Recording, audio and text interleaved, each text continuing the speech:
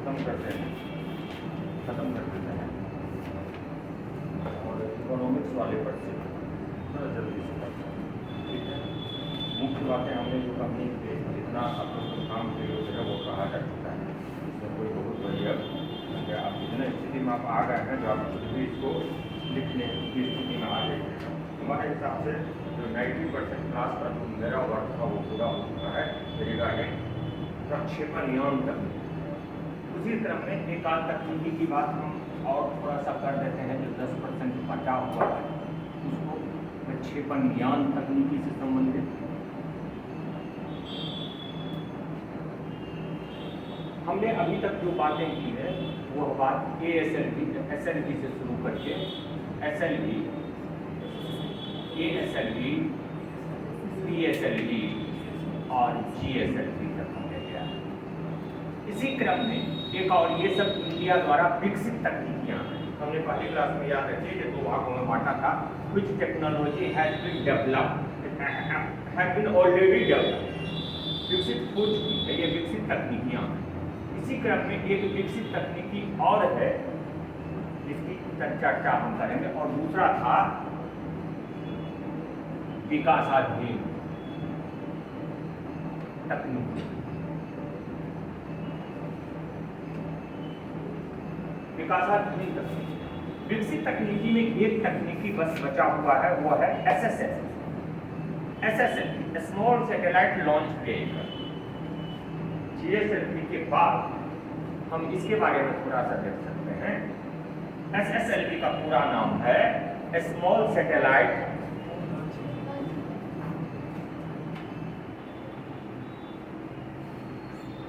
Launch vehicle.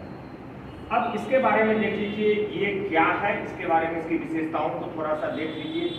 विशेषताएं देख लीजिए, यह कहिएगा जो बहुत उन्नत प्रक्षेपण यान है, बहुत उन्नत तकनीकी है, इसकी ऐसा नहीं है, इसका कतई ऐसा नहीं है, इसकी तकनीकी बहुत उन्नत नहीं है। अब कहिएगा क्यों तकनीकी उन्नत, तो फिर इसको विकसित क्यों किए? जीएसएलवी तो तुम कर ही चुके थे, बिल्कुल कर चुके थे। इसके विकसित करने का कारण यदि समझिएगा तो विकसित करने का कारण यह था, तीन चार कारण हम ध्यान देंगे तब इसके पर आएंगे, तो ये समझिएगा कि एसएसएलवी क्यों बिका, क्योंकि ये तकनीकी ऑलरेडी मौजूद है। ये जितनी तकनीकियां हैं उससे एडवांस, खास करके ये जो तकनीकी है इससे लेस एडवांस तकनीकी है। बहुत भारी प्रक्षेपास्त्र को न लेकर के जाने की क्षमता है, मतलब न पेलोड करने की क्षमता है और अधिक दूर जा सकता है, फिर भी हमने इसको विकसित किया है, भारत ने इसको विकसित किया है। क्यों विकसित किया है हम उसको पहले देख लेते हैं, तब इसकी विशेषताओं को देखेंगे। क्या देश में यह विकसित करने का आधार यह है, जो यदि आप अंतरराष्ट्रीय बाजार या राष्ट्रीय बाजार में प्रक्षेपण की बात देखेंगे तो अभी तक अधिकतर प्रक्षेपण जो हो रहे हैं, भेजा जा रहा है, वो छोटे सैटेलाइट ज्यादा भेजे जा रहे हैं, छोटे उपग्रह ज्यादा भेजे जा रहे हैं। जैसे उदाहरण के रूप में देखिएगा, जितने हमने कहा था 36 देशों के 346 सैटेलाइट भारत में चुका है, वो जितने सैटेलाइट का वजन आप देखिएगा, एक एक करके सैटेलाइट का वजन देख लीजिए तो सब 200, 300, 400 यही वजन होगा, इसी केजी के आसपास 200, 300, 400 केजी। परिणाम यह होता था कि एक पीएसएलवी लॉन्च में हम इंतजार करते थे, लंबा समय तक वेट करते थे, उतना वजन हमको पूरा हो जाए, क्योंकि लॉन्च का खर्च तो बराबर आएगा। एक लॉन्च में जितना खर्च होना है 150 करोड़ के आसपास, उतना करोड़ रुपया हमारा खर्च होगा। तो हम 2 सैटेलाइट लेकर के 200 केजी लेकर के जाएं या 1000 लेकर के जाएं, बात तो लॉन्च बराबर है। इसीलिए वेट करता था 6 महीने तक, जो उतना हमारा आ जाएगा अपना देशी या बाहर से ऑर्डर आ जाएगा तो हम उसको भेजने में सक्षम हो जाएंगे। यानी बाहर से जो अधिकतर छोटी जो मांग थी पीएसएलवी या भारतीय प्रक्षेपण बाजार की, वो थी छोटे उपग्रहों को। छोटे उपग्रहों से मतलब है जो अधिकतर सेंटो किस्म के, माइक्रो किस्म के एंड नैनो किस्म सैटेलाइट की मांग जाती है। सेंटो, माइक्रो एंड नैनो किस्म की सैटेलाइट अंतरराष्ट्रीय बाजार में पर्टिकुलरली भारतीय प्रक्षेपण के लिए अधिकतर जो मांग हो रही है, यह सेंटो किस्म के, माइक्रो किस्म के, नैनो किस्म के सैटेलाइट की मांग हो रही है। इवन और आगे जा सकते हैं तो पिको किस्म के, यानी छोटे, ये सभी छोटे सैटेलाइट हैं जिनका वजन कुछ किलोग्राम में, कुछ ग्राम में ऐसे होता है, यानी 100 किलोग्राम से कम ही इन सबका वजन। अब ऐसे में हमको क्या करना पड़ा था, पीएसएलवी से भेजने के लिए वेट करना पड़ता था। वह वजन जो वांछित वजन है 1.5 टन के आसपास, वो हमको पूरा होगा तब हम लॉन्च करेंगे। इसीलिए लॉन्च की संख्या 3, 4, 5 से ज्यादा नहीं कभी होती थी। पर एनम लॉन्च करके कीजिएगा तो 5, 6 लॉन्च से ज्यादा कभी नहीं, किसी भी वर्ष में भारत ने पीएसएलवी से नहीं किया है। उसका कारण ये, जबकि स्थिति यह है जो प्रति वर्ष 350 से ज्यादा सैटेलाइट छोड़े जा रहे हैं। अभी वर्तमान में 2018-19 का आंकड़ा आ रहा है, 19 में करीब 350 के आसपास सैटेलाइट छोड़े गए। प्री कोरोना काल की बात हम कर रहे हैं। 2019 में 350 सैटेलाइट विश्व में छोड़े गए। यानी यह जो छोड़े जाने वाले सैटेलाइट है वो छोटे किस्म के सैटेलाइट जाते हैं। तो यह प्रक्षेपण बाजार में जो मांग थी, वह मांग के अनुसार उत्पाद तैयार करना। मांग किसकी थी? छोटे उपग्रहों को स्थापित करने की थी। और आपके जो उत्पाद थे वो भारी उपग्रहों के लेकर जाने में सक्षम थे। इसका 2 परिणाम स्पष्ट रूप से होता था, जो लंबी प्रतीक्षा करनी पड़ती थी और खर्च बढ़ता। और तीसरी बात यह भी कह सकते हैं, जितना प्रॉफिटेबिलिटी इसरो को, एंट्रिक्स को, एनएसआईएल को होना चाहिए उतना नहीं हो पाता था। वो ग्राहक छेड़ा करे कहेगा, क्योंकि वेट तो नहीं करेगा, अगर 6 महीना वेट नहीं करेगा, वो किसी दूसरे से भेजवा लेता था जो जल्दी भेजता था उसको भेजा था। तो भारत के साथ वो मार्केट क्या हो रहा है, छिटक रहा था। देखिए अभी घाटा हो रहा था इकोनॉमिक सेंस में। एक घाटा यह था जो भारत के हाथ से जो मार्केट था वो छिटक रहा था। क्यों? इसलिए जो भारत वेट करवा रहा था, इसको लंबा वेट करवा रहा था, सस्ता कर रहा था लेकिन लंबा वेट करवा रहा था। तब कह रहा था 6 महीना रुक जाइए, हमारा वो भार पूरेगा तब हम भेजेंगे। और वो भेजने की स्थिति में वो कह रहा है जो फास्ट है, इकोनॉमी बहुत तेज रफ्तार से, तो वो भी सोच रहा था तो जितना दिन इसका वेट करेंगे उससे अच्छा हम पैसा उतना दिन हम दूसरे को दे दें और हम जल्दी भेजवा दें, वो ज्यादा प्रॉफिट होगा। क्योंकि उसको भी भेजने का उद्देश्य कुछ कमाना होता है ना, तो इकोनॉमिक सेंस से वह भी सोचता था। परिणाम अल्टीमेटली होता था इसरो को घाटा हो रहा था। यानी भारत को इससे लॉस था। एंट्रिक्स कॉर्पोरेशन लिमिटेड या जो एनसीएल बनी है, वह उस बढ़ते बाजार को, हम ऐसे इसको टेक्निकली कहते हैं, अंतरराष्ट्रीय बढ़ते प्रक्षेपण बाजार को भारत दोहन नहीं कर पा रहा था, जिसे दोहन करना चाहिए। यानी जैसे एक्सप्लॉइटेशन भारत को करना चाहिए वो एक्सप्लॉइटेशन नहीं हो रहा। अब वह एक्सप्लॉइटेशन नहीं हो रहा है। इसी बढ़ते हुए अंतरराष्ट्रीय मांग को देखते हुए भारत ऐसे सैटेलाइट प्रक्षेपण यान की जरूरत थी जो इसके अपेक्षा क्या हो, छोटे उपग्रहों को भेजने में सक्षम हो। दूसरा, अंतरराष्ट्रीय बाजार के मांग के अनुसार हो। मांग के अनुसार है, मांग कैसे छोटे उपग्रहों का है। दूसरा, कम समय में लॉन्च किया जा सके, कम समय में लॉन्च किया जा सके। मतलब आप ऑर्डर दीजिए और महीना 2 महीना के अंदर आपका लॉन्च हो जाएगा। अभी 6-6 महीना इंतजार करना पड़ता है, लॉन्च जल्दी हो जाए। प्रक्षेपण लागत कम। प्रक्षेपण लागत भारत के संदर्भ में यदि लाभ देखेंगे तो प्रक्षेपण लागत को कम पड़ेगा इसका।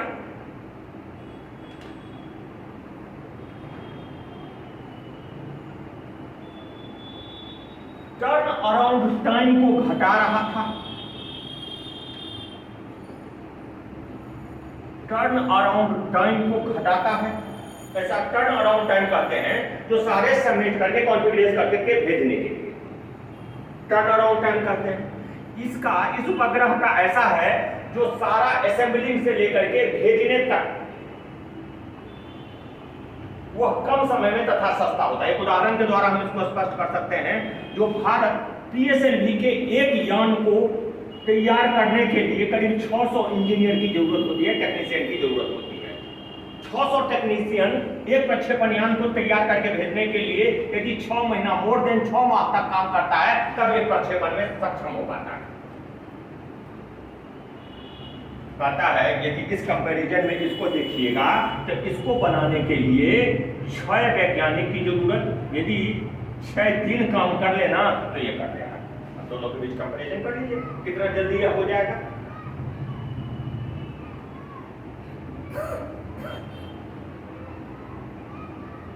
भारत में इसके लिए इंफ्रास्ट्रक्चर पहले से ऑलरेडी मौजूद है।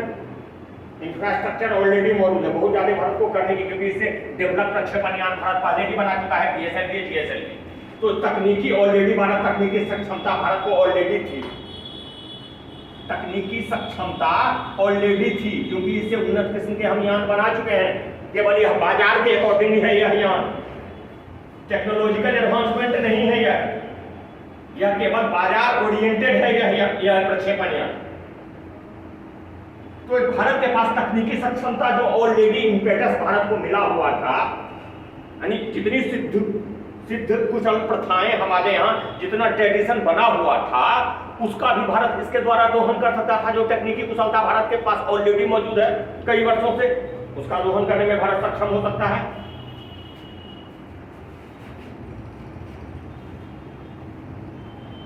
इसके द्वारा भारत न केवल विदेशों को बल्कि अपने एक्सपेरिमेंटल सैटेलाइट्स, जो कि अक्सर नैनो तथा माइक्रो किस्म के होते हैं, अपने एक्सपेरिमेंटल सैटेलाइट्स, अपना प्रायोगिक उपग्रह, अपना स्वदेशी प्रायोगिक उपग्रह। अब हम कहानी बताते हैं, होता यह था ना, पहले जो PSLV भेज चुका है, अब पांच विदेशों से आकर के, क्योंकि 1.5 टन के आसपास इसको वजन पुराना है, 1.5 टन के आसपास वजन को, तो सब मिला करके इसको 1000 उड़ गया है।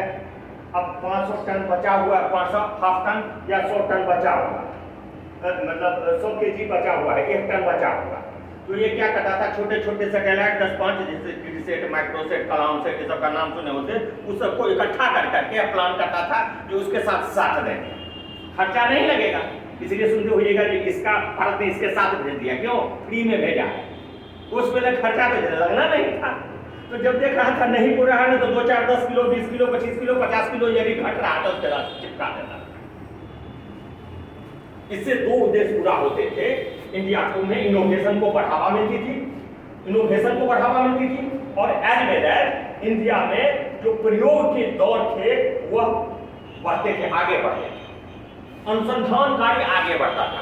कर सकते हैं एक्सपेरिमेंट, किसका पार्ट है? अनुसंधान का पार्ट है। तो अनुसंधान एंड इनोवेशन को बढ़ावा दे रहा था। प्रायोगिक उपग्रह, अपना स्वदेशी प्रायोगिक उपग्रह, स्वदेशी प्रायोगिक उपग्रह भेजने में सक्षम हो सकता है। इसके द्वारा कोई इंतजार नहीं करना पड़ेगा। इसके द्वारा भारत अपने अनुसंधान, अंतरिक्ष के क्षेत्र में अनुसंधान तथा नवाचार को बढ़ावा दे सकता है। अनुसंधान एवं नवाचार को बढ़ावा दे सकता है। इसके लिए भी भारत ने यह शुरू किया है, इनोवेशन को बढ़ाने के लिए।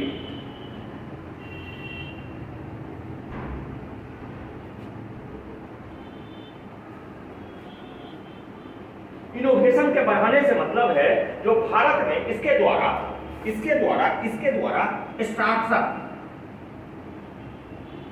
स्टार्टअप, नए स्टार्टअप इस क्षेत्र में आने लगे हैं। यानी भारत में एक वातावरण इसके लिए क्रिएट हो रहा है स्टार्टअप्स के लिए। भारत में स्टार्टअप के लिए नया वातावरण क्रिएट हो रहा है, यह भी बढ़ावा दे रहा है। न केवल नवाचार को बढ़ावा दे रहा है, यह भारत में स्टार्टअप को बढ़ावा दे रहा है।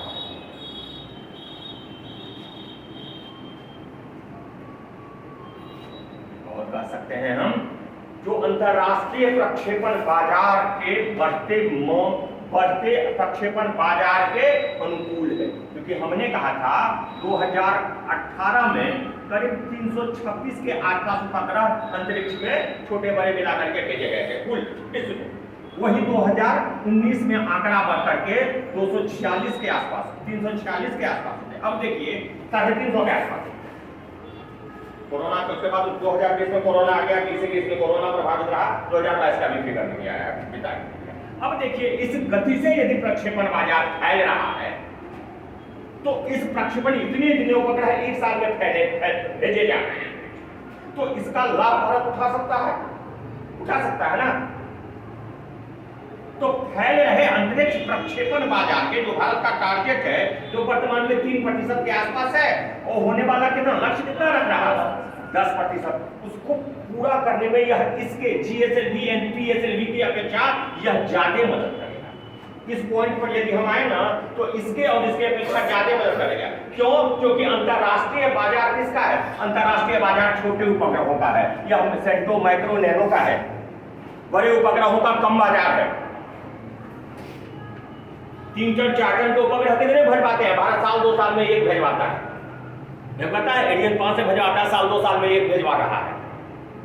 जबकि एक एक बार में ऐसे एक साल में 350 भेजवाए जा रहे हैं। उसमें से अधिकतर उपग्रह यही होते हैं। इसका मतलब है जो भारत का जो यह लक्ष्य है, इस लक्ष्य को पाने में इस और इसके अपेक्षा यह कहीं तेजी से मदद कर सकता है।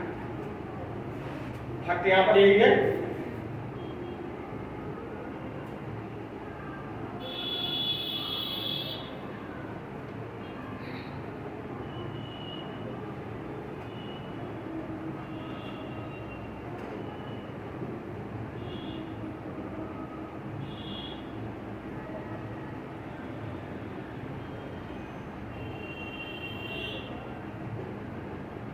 इन सारे कारणों से, और कारण में नहीं जाना चाहते, इन सारे कारणों से भारत ने SSLV जैसे प्रक्षेपण यान का विकास किया है, प्रक्षेपण यान बनाया। इन सारे ये सारे थे कारण थे जिसके कारण भारत ने SSLV जैसा प्रक्षेपण यान तैयार किया है। अब यह प्रक्षेपण यान के बारे में समझ लीजिए, प्रक्षेपण यान क्या है in comparison to PSLV and GSLV। प्रक्षेपण यान यह भी 4 चरणों वाला है, यह भी 4 चरणों वाला है। चरण में इसके जो चरण होते हैं,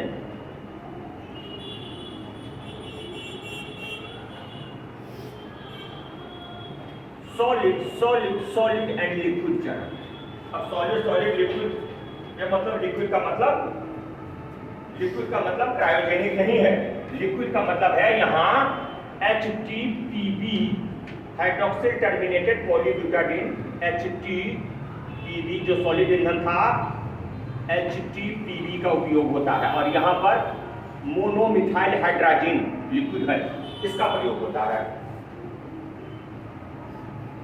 सॉलिड एंड लिक्विड फर्स्ट से लेकर के 3rd तक तीनों सॉलिड है और ये वाला लिक्विड है। 4th monomethyl hydrogen MMH liquid है, मोनोमिथाइल हाइड्रोजन। अब कंपैरिजन कर सकते हैं, PSLV हमने बता दिया है, GSLV हमने बता दिया है। इसके अपेक्षा कंपैरिजन, इसकी ऊंचाई कितनी होती है, ये कितना लंबा है, इसकी ऊंचाई करीब 34 मीटर के आसपास। एक 144 के करीब था, दूसरा 44 के आसपास था और तीसरा मात्र 34 मीटर लंबा। एक का डायमीटर, पहला का डायमीटर लगभग 2.8 मीटर, दूसरे का डायमीटर व्यास करीब 4 मीटर। कितना है डायमीटर? 4 मीटर। इसका डायमीटर है करीब 2 मीटर, ओनली 2 मीटर इसका डायमीटर है। कंपैरिजन करके याद रखिएगा तो ज्यादा दिमाग में सेटल डाउन होगा। एक और चीज है, कंपैरिजन कर लीजिए। वह ये 4 चरणों वाला प्रक्षेपण यान था, उसका वजन, किसका वजन? PSLV का वजन, अपना वजन, उसको कहते हैं ड्राई मास। प्रक्षेपास्त्र के अपने वजन को कहते हैं ड्राई मास। ड्राई मास सूखा वजन, उसका वजन PSLV के केस में था करीब 300 टन, इसके केस में अराउंड 600 टन। इसका वजन मात्र 120 टन है। ड्राई मास मात्र 120 से 130 टन है अपना इसका mass. I am talking about dry mass. Payload का भार इसमें इंक्लूड नहीं है।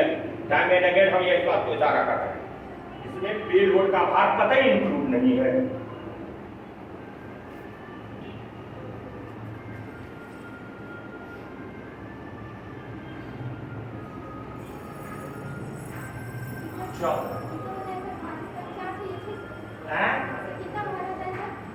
इसका 120 से 130 टन, किसका?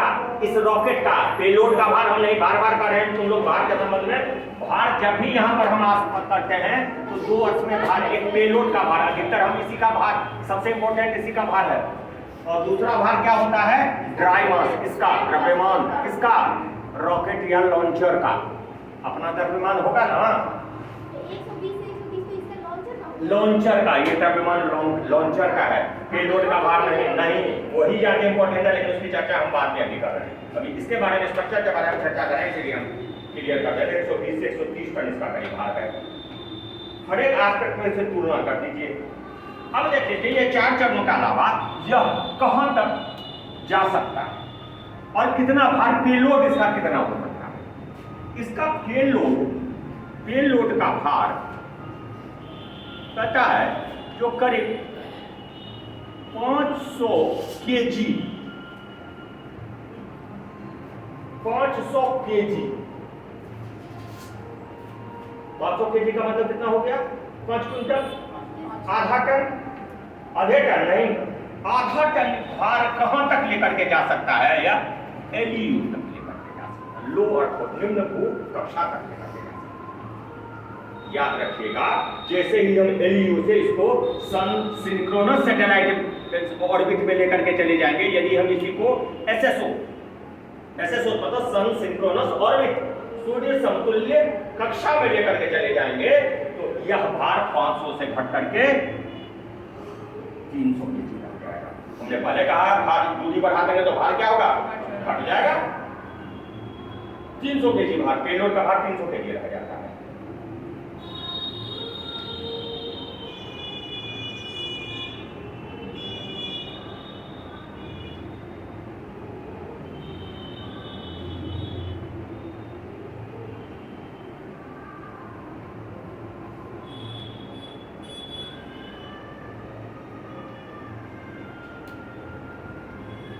अब देखिए इसका भार, इसकी ये विशेषताएं समझ गए, ये सब इसकी इंजन की विशेषता है, ईंधन की विशेषता है, पेलोड कितना लेकर के जाता है, कहां तक लेकर के जाता है, कितनी दूरी तक लेकर के जाता है।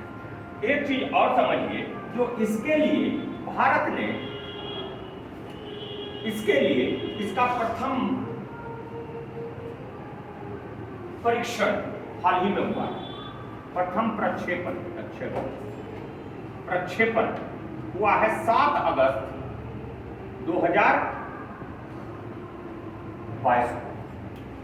प्रथम प्रक्षेपण, फर्स्ट प्रक्षेपण था 7 अगस्त 2022 को, जो कि क्या हो गया, जो सफल रहा और सफल रहा, फेल्यूर है और सफल, ये फेल्यूर है।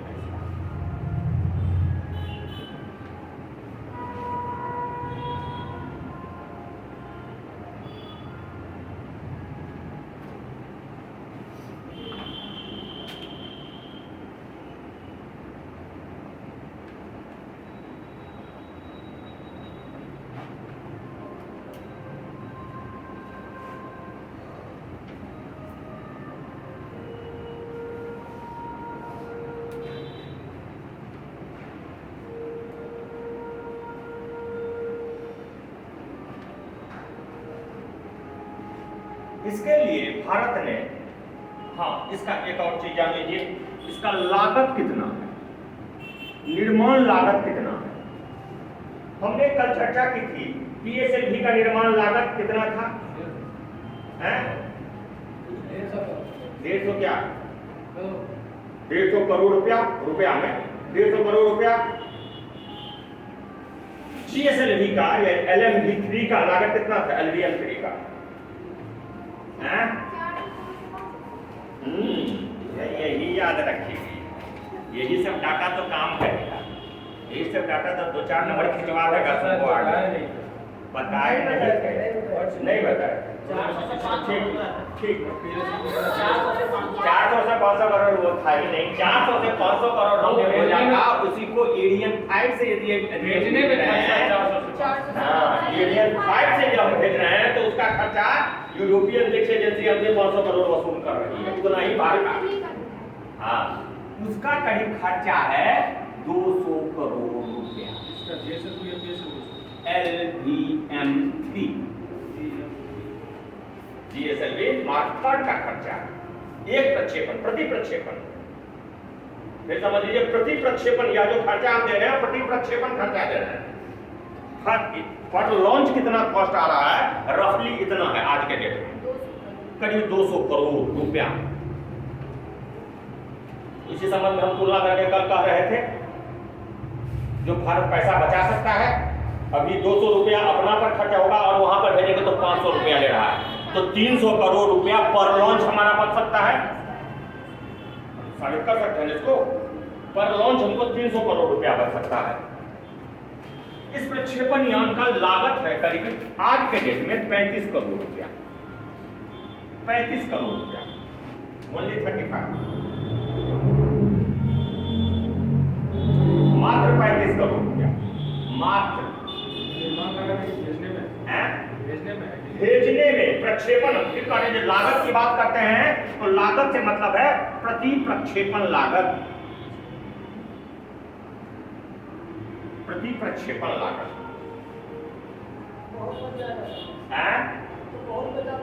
बहुत पैसा बच रहा है, इसलिए इसको विकसित किया है।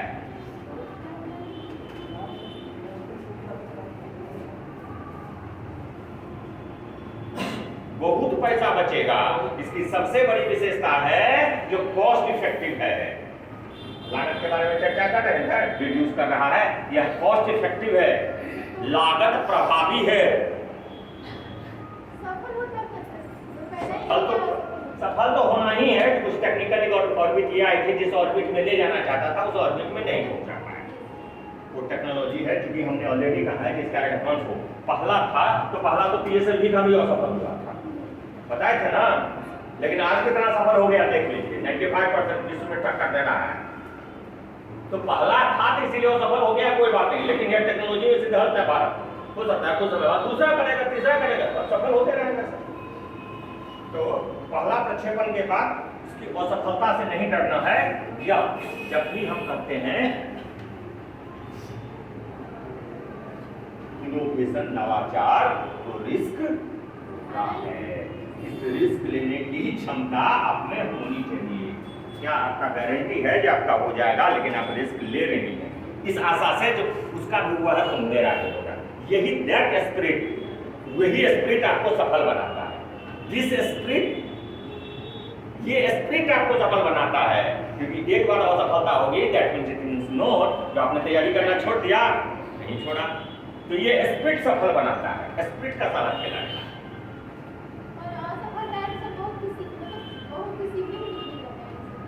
हाँ, असफलता से सब फील्ड में एक ही सिद्धांत है जो हर एक फील्ड में लागू है, वहां भी वही चीज लागू है जो आपके यहाँ लागू है, जो आपके यहाँ लागू है, तो सब जगह वही बात है। ठीक है,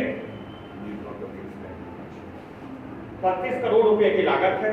अब एक चीज और जान लीजिए लगे हाथ, हमने कल तुलना किया था, हमने सब जगह तुलना किया, हमने तुलना पीएसएलवी के केस में किया था, जो पीएसएलवी के समकक्ष क्या कोई वाहन है जिसमें हमने वेगा का उदाहरण दिया था, हमने कहा था एलवीएम 3 का कोई उदाहरण है, हमने एलियन 5 का दिया था, हमने फाल्कन 9 का दिया था ना, इसी के समकक्ष दिया था। अब ठीक इसी तरह क्या इस तरह का कोई प्रक्षेपण यान है? बिल्कुल है, उसके कुछ नाम हैं, लिख सकते हैं आप नाम। स्टार्ट 1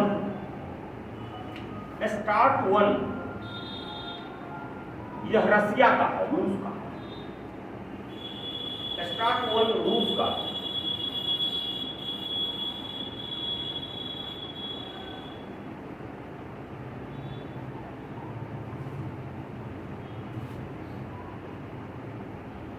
मोनिटूर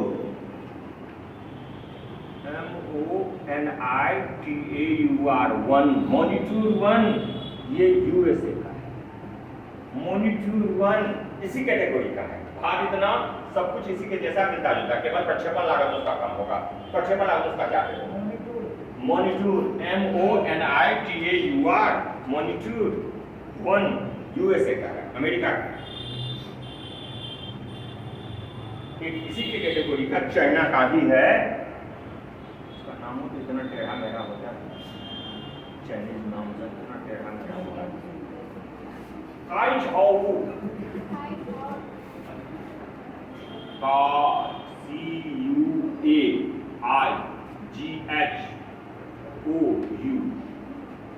क्वाई झाऊ क्वाई झाऊ क्वाई झो क्वाई झो क्वाई झो क्वाई झो इसी कैटेगरी में चाइना का, चीन का।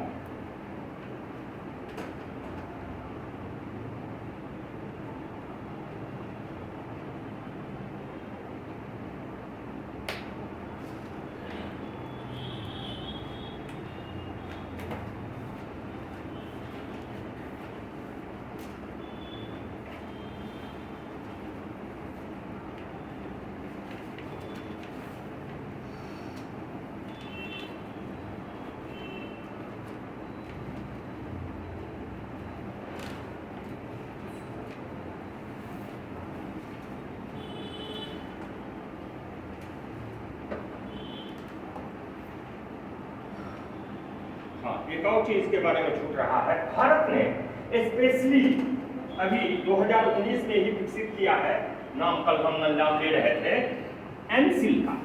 एनसील अस्तित्व में आया है था 2019 में। एनसील के लाने का एक उद्देश्य हम बता रहे थे, अंतरराष्ट्रीय एक्सपेंड हो रहे मार्केट को एग्जॉस्ट करना। एनसील के स्थापना का एक उद्देश्य बताए थे। अब इस काम को यह करने में एनसील जैसे संस्था का स्थापना ही इस उद्देश्य से हुआ है, जो इसी से एसएलवी पर्टिकुलरली एसएसएलवी प्रक्षेपण नियम से जो अंतरराष्ट्रीय बाजार खेल रहा है उसका दोहन किया है। इसके बाजार कम है, कारण ये भी रहा है। अभी जो वन वेव भेजा है, अभी वन वेव भी यही एलवीएम से भेजा, यही समझौता किया, लेकिन अल्टीमेटली उसका बाजार कम है, बाजार ज्यादा इसका है। तो इसके दोहन के लिए ही एनसील जैसे संस्थाओं का गठन किया है। इसीलिए इसके मैन्युफैक्चरर में, यानी कि मैन्युफैक्चरर में इसी का नाम आता है, यही है निर्माणकर्ता।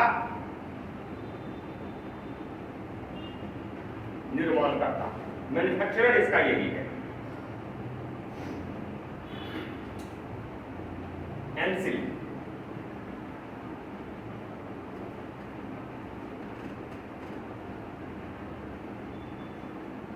न्यू स्पेस इंडिया लिमिटेड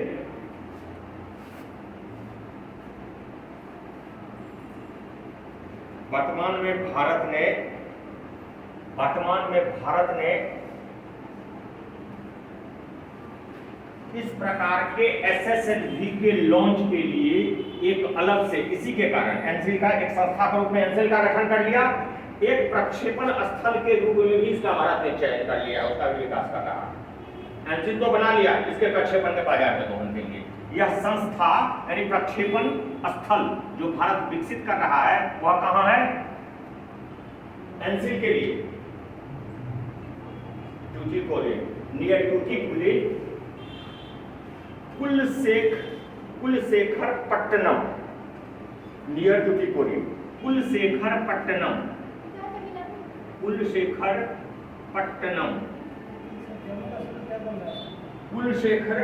है जम्मू कश्मीर। ये समुद्र के किनारे हुआ था, पता है ना क्लास में।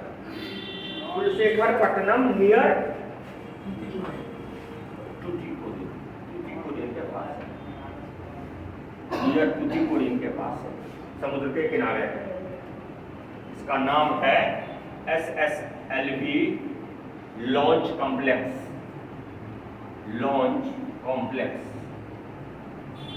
या केवल SSLV launch complex, SSLV launch complex Kulasekarapattinam Tamil Nadu. Kulasekarapattinam is in Tamil Nadu.